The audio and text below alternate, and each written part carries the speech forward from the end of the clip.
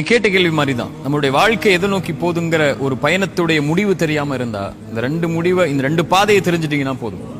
அதுக்கு முன்னாடி பிலாலுடைய சம்பவத்தை சொல்றேன். பிலால் இப்னு ரபாஹ் மக்காவில் அடிமையா இருந்து அல்லாஹ்வுடைய தூதரோடு இஸ்லாமை ஏற்றுக்கொண்டு மதீனாவுக்கு வந்து அல்லாஹ்வுடைய தூதருடைய வாழ்க்கை வரை இருந்தவர். பிலால் இல்லாம மதீனா விழிக்காது இல்ல.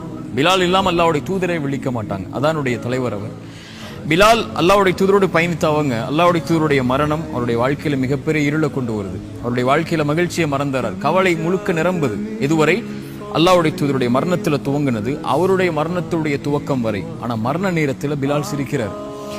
மனைவி கேட்டாங்க, எவ்வளவு நாள் கவலையா இருந்தீங்க அல்லாஹ்வுடைய தூதருடைய மரணத்துக்கு பிறகு, இப்ப சிரிக்கிறீங்க ஏன்னு சொல்லி. பிலால் சொன்னாங்க, கதன் அல் கல் ஹிப்பத முஹம்மத வ ஸஹ்பா, நான் நாளைக்கு போய் அல்லாஹ்வுடைய தூதரையும் அவங்களுடைய தோழர்களையும் சந்திக்க போறேன். எனக்கு என்ன கவலை இன்னைக்கு இதுக்கு மேல்னு சொல்லி அவருடைய இலக்கை அவர் முடிவு செய்து வாழ்க்கையில போயிட்டு இருந்திருக்கிறாரு. நாளைக்கு மறுமையில ரெண்டு நிகழ்வு நடக்க போகுது.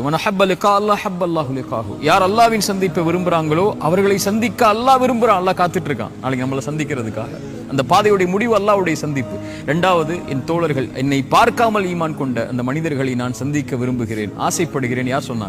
அல்லாஹ்வுடைய தூதர் சொன்னாங்க. பிலாலுடைய அந்த வார்த்தையை பொருத்தி பாருங்க. என்னுடைய இந்த வாழ்வு எப்படி இருந்தாலும் நான் போக போற பாதை அந்த மகிழ்ச்சிக்குரிய பாதை. அல்லாஹ்வும் அல்லாஹ்வுடைய தூதரும்.